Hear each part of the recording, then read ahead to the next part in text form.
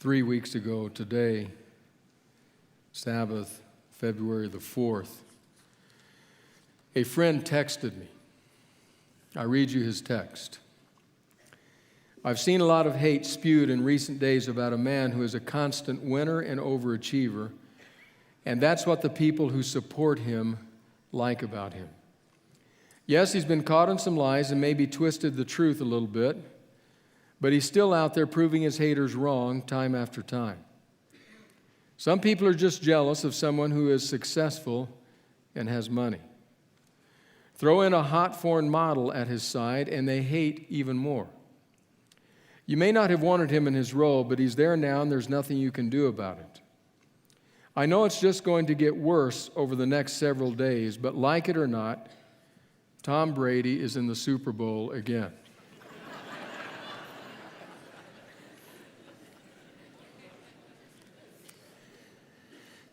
That text kind of says it all, doesn't it? It underlines the realities which we face. In my adult life, I have never seen our country this divided. It's not just that we see things differently, it's that there is incredible hostility for one another.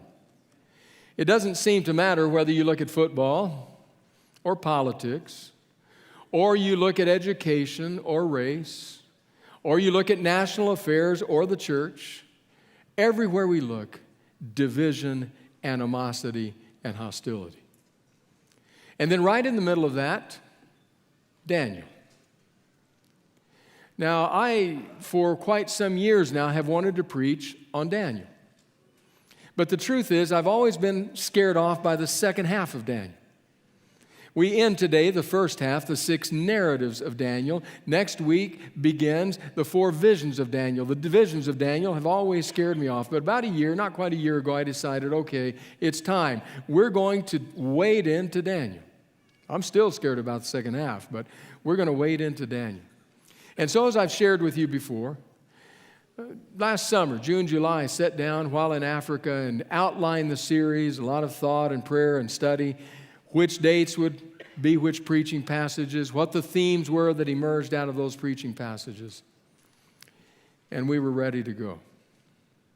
Now, in Africa, I'm not defending this, just reporting it, what was happening on the American scene, and particularly the American political scene, seemed a million miles away. Never crossed my mind. And then came the election and the inauguration and a profoundly divided country.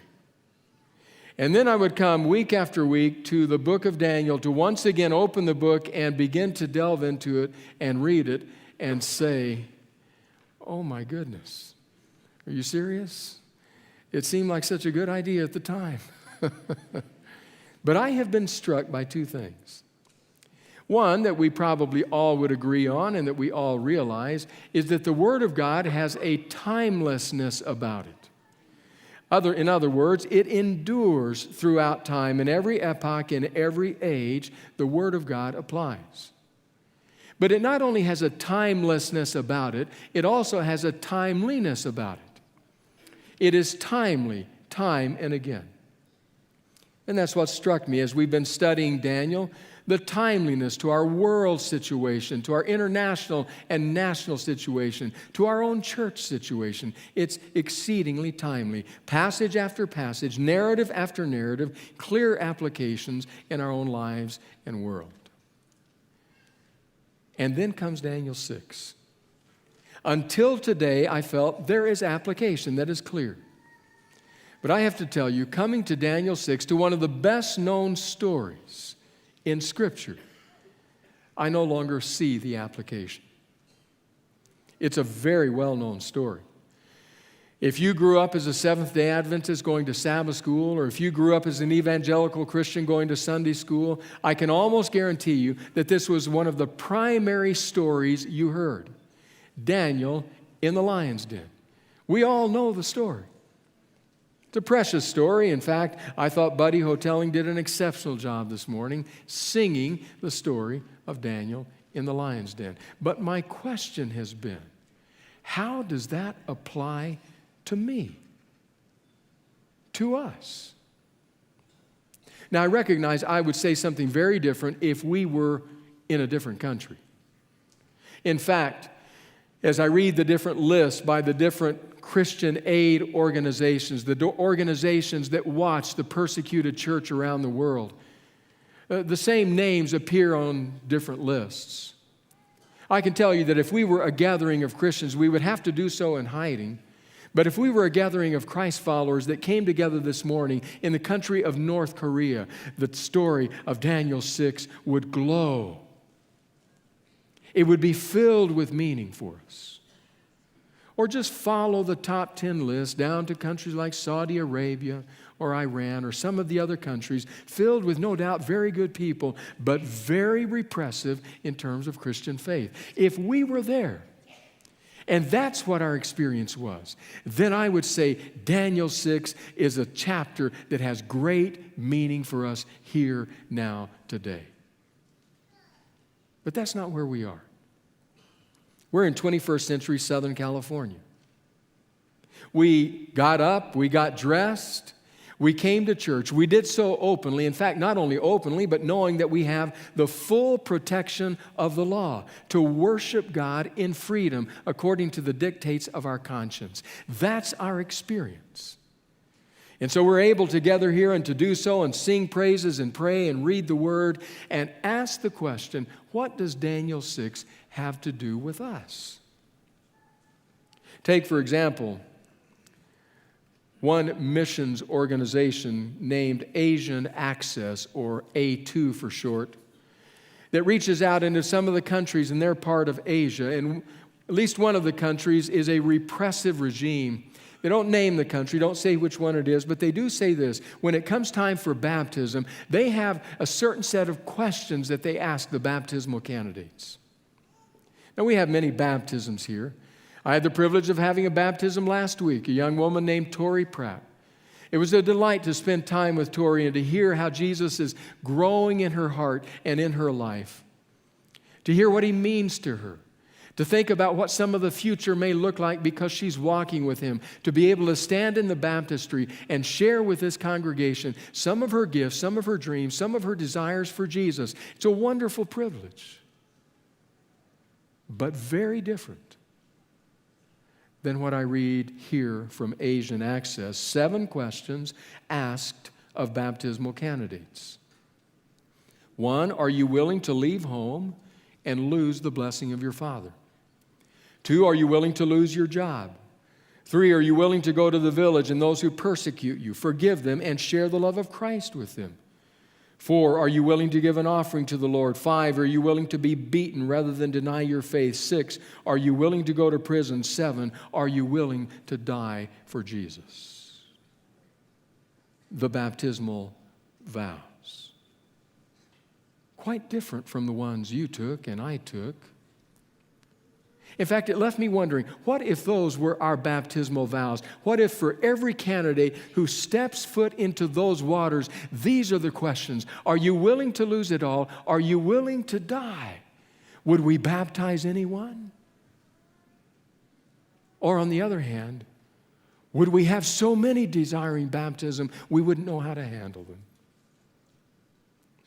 Think of the words of Jonathan Sacks, former chief rabbi of Great Britain, who once referred to what he called the counterintuitive phenomena of Jewish history. Listen to what, what Sacks writes. He says, when it was hard to be a Jew, people stayed Jewish. When it was easy to be a Jew, people stopped being Jewish. Globally, this is the major Jewish problem of our time. I might paraphrase Sacks's words to say this is the major Christian problem of our time. It calls to mind the words of the early church father Tertullian, who said, the blood of the martyrs is the seed of the church. That's what we find in Daniel 6. A man who is in the crosshairs of certain powerful people in the regime because of his faith. And I read that and I ask, what does that have to do with us? With me, who worship in freedom? And as I ask that question, it's as though I can hear a lion roar. So we come to Daniel 6. As the story opens, trouble is brewing, and we can understand why. Because King Darius the Mede, is reorganizing the structure, the administration of his kingdom. He will have 120 satraps. Satraps were ancient Persian administrators. He would have 120 satraps guiding, and above them he would have 3 administrators. Some versions translate it presidents. 3 administrators. But now he's decided, even over those 3 administrators, he's going to choose one who's going to be in charge of them all, going to be the most powerful person in the kingdom. And that is Daniel. And that is trouble. Daniel 6, verse 1, it pleased Darius to appoint 120 satraps to rule throughout the kingdom with 3 administrators over them, one of whom was Daniel. The satraps were made accountable to them so that the king might not suffer loss. In other words, they're going to manage the revenues and the taxes so he doesn't lose money, so that he might not suffer loss. Now, Daniel so distinguished himself among the administrators and the satraps by his exceptional qualities that the king planned to set him over the whole kingdom. Number 1 in power after the king. And that's trouble. We know that's trouble. After all, that kind of thing happens in 1,000 different businesses and offices and boardrooms across the land. Somebody gets promoted, and all the others are asking, why? Why him? Why did she get the job? What about me? I thought I was eminently qualified. It is only complicated in the courtroom of Darius because this is one of the Jewish exiles. This is a foreigner. How do you bring him in, allow him to rise to this level of power and authority in the kingdom, and at the end of it all, actually place him in total control? No wonder they're angry. One Bible commentary underlines what I can only term the meteoric rise of Daniel in these first 6 chapters. I want you to listen to these words and remember where he came from and where he is now. Daniel, it says, Daniel prospered throughout his entire lifetime in the court. D.N. Fuel summarizes his progression well. We have seen the Hebrew sage climb the political ladder from captive prisoner to initiate, to sage, chapter 1, to chief sage, chapter 2, to administrator over the province of Babylon, chapters 2 and 3, to the king's personal advisor, chapter 4, to third ruler in the kingdom, chapter 5, to the prime minister that the king himself intends at the beginning of chapter 6 to set over the entire kingdom and does implicitly set over the kingdom at the end of chapter 6. What do you call that other than a meteoric rise? He's gone from being a Jewish exile to now having the opportunity to be in total control of the kingdom. And the other satraps, the other administrators simply say, this cannot happen. We cannot allow this to take place. And so they get together, they begin to scheme and connive and plan until they come up with a plot that they say, this will absolutely work. We have to implement this. We've got to go see the king. And in the background, we can hear a lion roar. Daniel 6, verse 4. At this, the administrators and the satraps tried to find grounds for charges against Daniel in his conduct of government affairs, but they were unable to do so. They could find no corruption in him because he was trustworthy and neither corrupt nor negligent. Finally, these men said, we will never find any basis for charges against this man Daniel unless it has something to do with the law of his God. So these administrators and satraps went as a group to the king and said, may King Darius live forever. The royal administrators, prefects, satraps, advisors, and governors have all agreed that the king should issue an edict and enforce the decree that anyone who prays to any god or human being during the next 30 days, except to you, Your Majesty, shall be thrown into the lion's den. Now, your majesty, issue the decree and put it in writing so that it cannot be altered in accordance with the law of the Medes and Persians, which cannot be repealed. So King Darius put the decree in writing. We get to the very heart of the story with those words. The heart of the story is simply this. You have, on the one hand, the law of the Medes and Persians, which has been implemented by this decree suggested by the administrators. This is a law that cannot be changed, that cannot be repealed, that cannot be abrogated. But on the other hand, you have Daniel, the Jewish exile, the one who knows that his God has said, "You will have no other gods before me."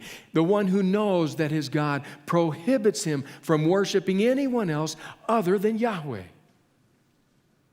And the two are on a collision course. And in the background, we can hear a lion roar. And I say to myself, what does that have to do with me? With our church? The land of the free, the home of the brave. What does that have to do with us? After all, we have the opportunity to be protected by the laws rather than confronted by them. They can affirm our worship rather than prohibit us from worshiping or forcing us to worship in another manner. Now, I understand.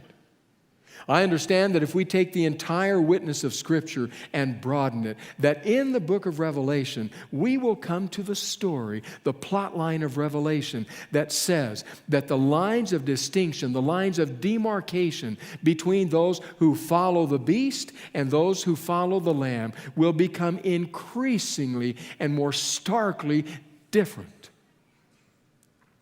It will be very clear who is worshiping who, but that the followers of the Lamb will come into collision course with the laws of the land, and then they too will have a decision to make. We see that in Revelation. But we're in Daniel, and we're in 21st century Southern California. And I ask, what does that have to do with us?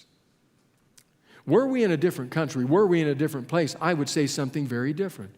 In fact, did you know that the World Christian Encyclopedia estimates that in the 20th century, 45 million Christians were slain, martyred many times for their faith. In the whole sweep of the 2,000 years of Christian history, the estimate is that 70 million have been martyred, over half of that in the 20th century alone.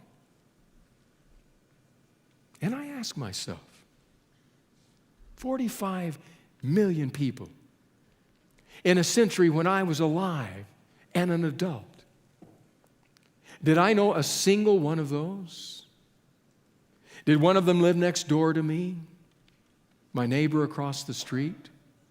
Did you know one, a colleague at work, perhaps? Did any of us know a single one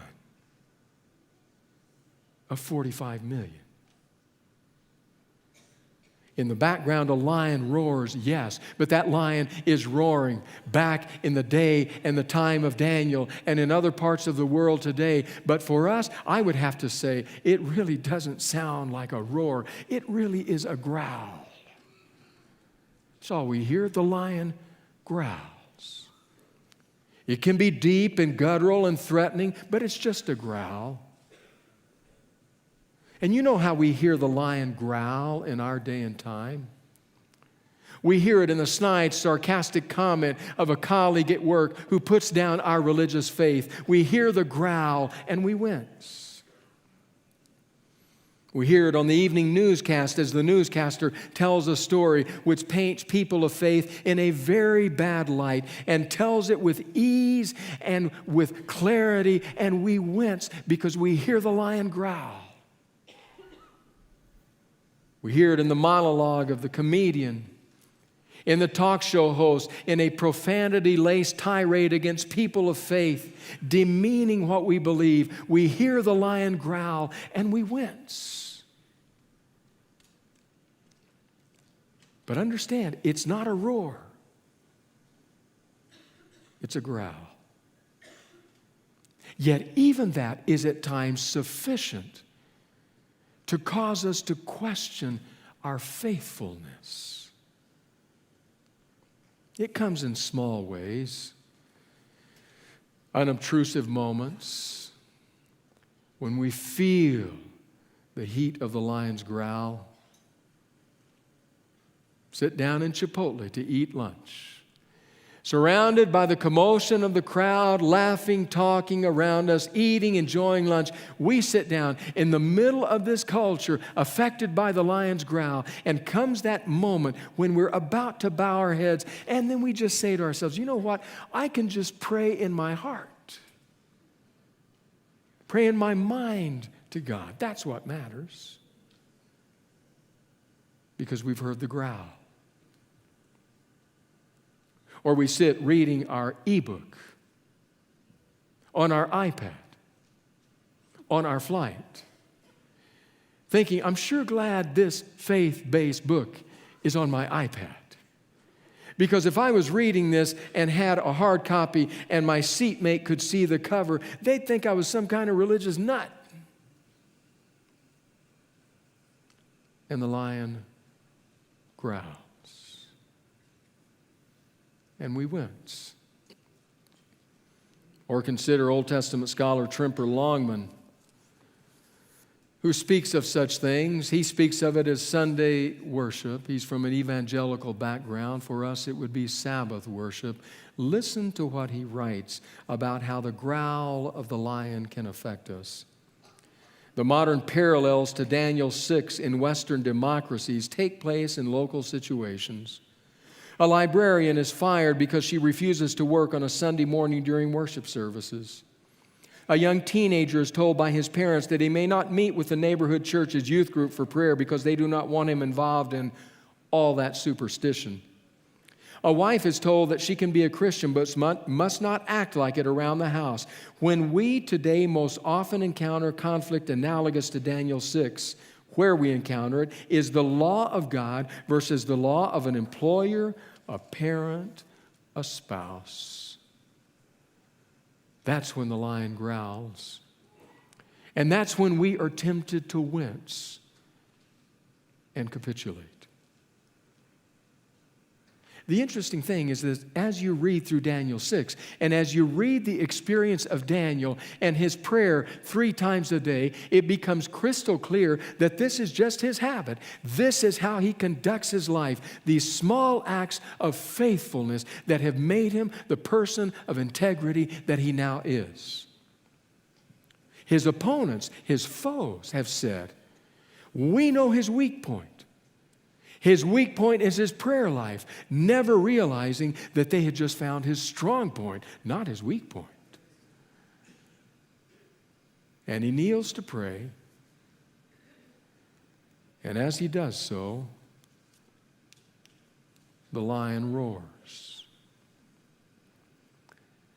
Verse 10, now when Daniel learned that the decree had been published, he went home to his upstairs room where his windows opened toward Jerusalem. 3 times a day he got down on his knees and prayed, giving thanks to his God, just as he had done before. His custom, his practice, dared to be a Daniel. Verse 11, then these men went as a group and found Daniel praying and asking God for help. So they went to the king and spoke to him about his royal decree. Did you not publish a decree that during the next 30 days, anyone who prays to any god or human being except to you, your majesty, would be thrown into the lion's den? They want to get him committed before they tell him what's happened. The king answered, the decree stands in accordance with the law of the Medes and Persians, which cannot be repealed. Then they said to the king, Daniel, who is one of the exiles from Judah, pays no attention to you, your majesty, or to the decree you put in writing. He still prays 3 times a day. When the king heard this, he was greatly distressed. He was determined to rescue Daniel and made every effort until sundown to save him. Then the men went as a group to King Darius and said to him, "Remember, your majesty, that according to the law of the Medes and Persians, no decree or edict that the king issues can be changed." So the king gave the order, and they brought Daniel and threw him into the lion's den. The king said to Daniel, "May your God, whom you serve continually, rescue you." A stone was brought and placed over the mouth of the den, and the king sealed it with his own signet ring and with the rings of his nobles, so that Daniel's situation might not be changed. Then the king returned to his palace and spent the night without eating and without any entertainment being brought to him, and he could not sleep. Daniel is in the pit. He's in the pit with the lions. He's in the pit not because he disobeyed and got in trouble, but because he obeyed God. He fulfilled God's will and purpose in his own life, and because of that, it brings him to the greatest extremity of his life. In the pit with the lions. Have you been there? Have you been in a place not only of difficulty because of your faith and your faithful obedience? Not just difficulty, but darkness and even danger. That's where Daniel finds himself. I don't know. I don't know what that has to do with us. Probably few of us have been at that place. But others in other parts of the world know it only too well. I read the words of John Oros, a church leader in Romania during the communist regime. This statement comes when he was speaking to an audience at Associated Mennonite Biblical Seminary about his experience of being a church leader in Romania during that time. Listen to what Oros says. During communism, many of us preached. And people came at the end of the service and they said, "I have decided to become a Christian." We told them, "It's good that you want to become a Christian, but we would like to tell you that there is a price to be paid. Why don't you reconsider what you want to do? Because many things can happen to you. You can lose, and you can lose big." Now, a parenthetical aside, can you imagine if you sent your young person to talk to me, to talk to Pastor Miguel, Pastor Shauna, somebody on the pastoral staff, you sent them to us, you came to us and said, "We would like to be baptized. We want to more deeply follow Jesus." And we responded and said, "We would advise against that because it is very costly." You need to determine if you are willing to pay the price. Can you imagine? Oros continues. A high percentage of these people chose to take part in a 3-month catechism class.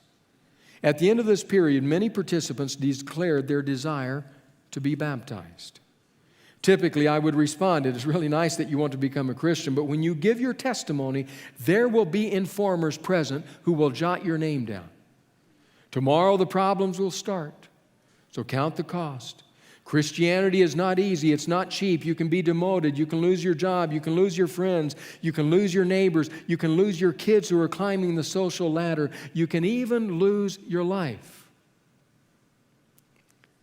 "Let me tell you my joy," says Oros, "when we looked into their eyes, and their eyes were in tears, and they told us, 'If I lose everything but my personal relationship with my Lord Jesus Christ, it is still worth it.'"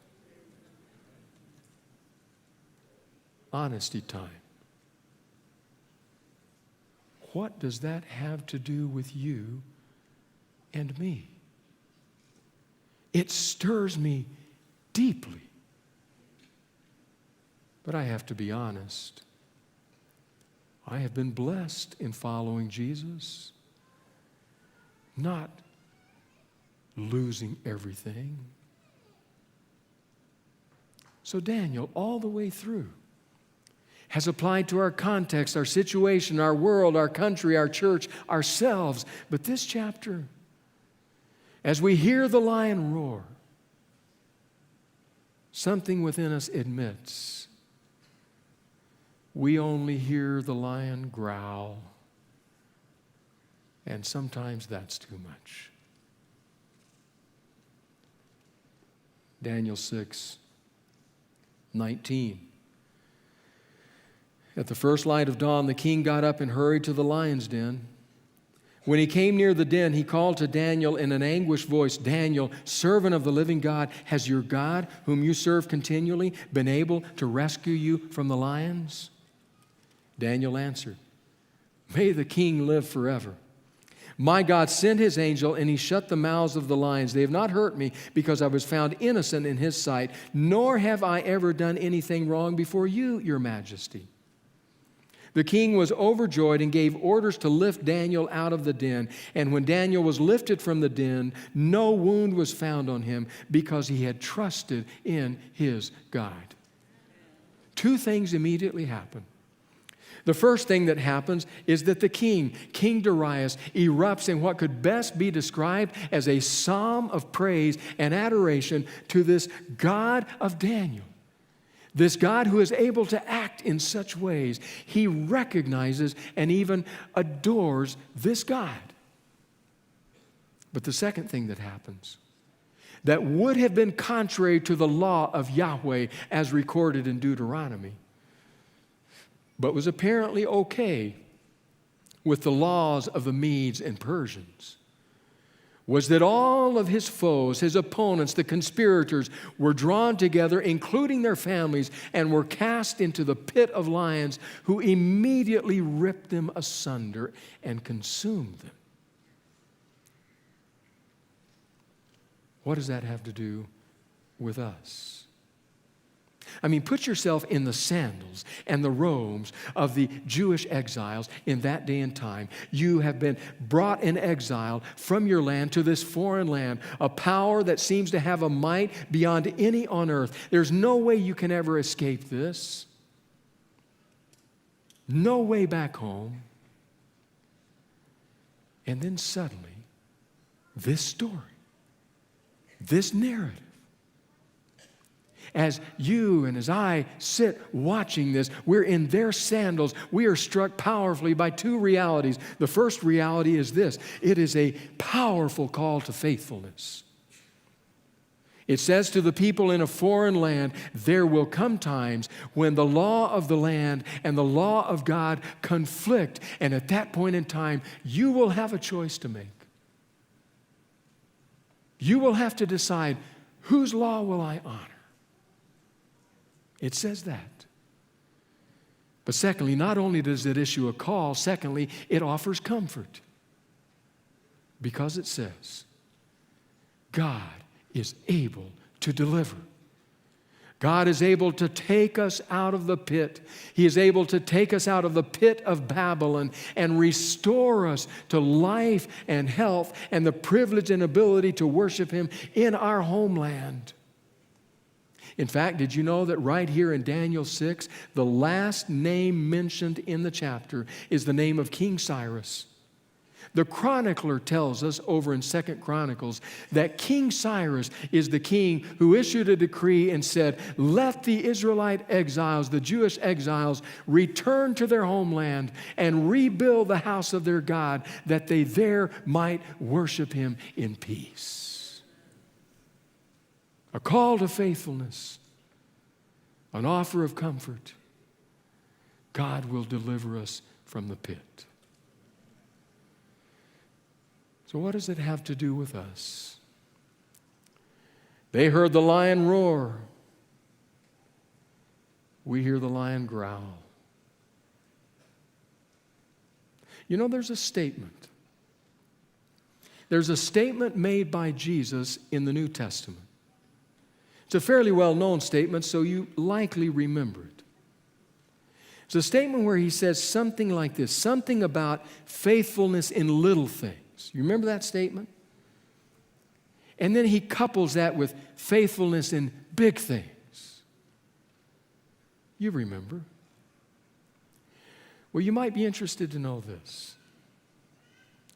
The best translation for that statement, I am convinced, for me, the most accurate translation of that statement against the backdrop of Daniel 6 is this: those who are faithful when the lion growls will be faithful when the lion roars. God of grace, give us the courage, the conviction, the commitment to be faithful when the lion growls, that by the power of your Spirit we might stand tall when the lion roars. In Jesus' name, amen.